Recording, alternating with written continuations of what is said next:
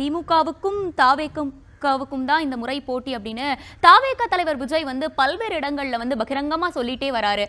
அவருக்கு கூடுற கூட்டம் குறிப்பா இளைஞர்களுடைய பட்டாளம் அவரை நோக்கி வரது அதை உறுதிப்படுத்துற மாதிரி தானே தெரியுது. திரு விஜய் அவர்கள் அரசியல் அனுபவம் இன்மையின் காரணமாக, அரசியல் முதிர்வு இல்லாத காரணத்தினால் அவர் இந்த கருத்தை கூறியிருக்கிறார். ஏனென்று சொன்னால், சினிமாவில் அவர் கதாநாயகன் எப்பொழுதுமே வில்லன்களை அடிக்கும் பொழுது ஒரு வில்லனாக வந்தாலும் அடித்தாலும் 10 வில்லனாக அடித்தாலும் அது கதையில் வந்துவிடும், சினிமாவில் வந்துவிடும். ஆனால் அரசியல் அப்படி அல்ல.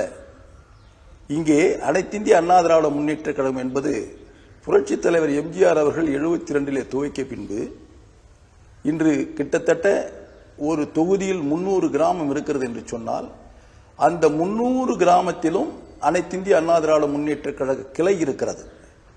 ஒரு கிளைக்கு 25 உறுப்பினர் என்று வருகின்ற பொழுது, சிறிய கிராமங்கள் பார்ப்பீர்கள் என்று சொன்னால் 25 உறுப்பினரை கொண்ட கிளைக்கழகம் இருக்கும்.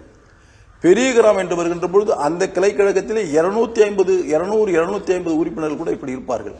இப்படி உள்கட்டமைப்போடு 53 ஆண்டு காலம் இந்த கட்சியை வழிநடத்தி 31 ஆண்டு காலம் ஆட்சியில் இருந்த இயக்கம் அனைத்திந்திய அண்ணா திராவிட முன்னேற்ற கழகம், இன்று எதிர்கட்சியாக இருக்கின்ற இயக்கம்.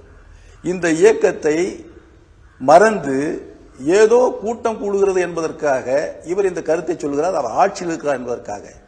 தேர்தல் களம் வரட்டும், ஒரு வாக்குச்சாவடியில் அப்பொழுது தெரியும் திரு விஜய் அவர்களுக்கு யாருக்கு போட்டி என்று அப்பொழுது தெரியும்.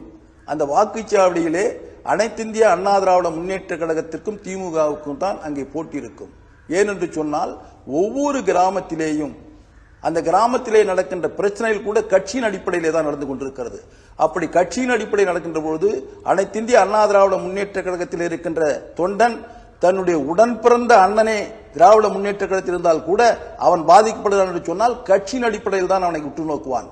அப்படிப்பட்ட உணர்வுள்ள இயக்கம் அனைத்திந்திய அண்ணா திராவிட முன்னேற்ற கழகம். அப்படிப்பட்ட உணர்வுள்ள தொண்டர்களை கொண்ட இயக்கம் அனைத்திந்திய அண்ணா திராவிட முன்னேற்ற கழக இயக்கம். அப்படிப்பட்ட தொண்டர்கள் கடுமையாக உழைத்து போராடி கொண்டு இந்த வெற்றிக்காக அரும்பாடுபட்டுக் கொண்டிருக்கின்ற இயக்கம் அனைத்திந்திய அண்ணா திராவிட முன்னேற்ற கழகம். ஏதோ நேற்று அரசியல் இன்று தான் தோன்றித்தனமாக பேசுவதை ஏற்றுக்கொள்ள முடியாது. புரட்சித் தலைவர் எம்ஜிஆர் இந்த இயக்கத்தை உருவாக்கி இவ்வளவு செல்வாக்கு வந்திருக்கிறது என்று சொன்னால் அவர் மக்களுக்காக சேவை செய்தவர்.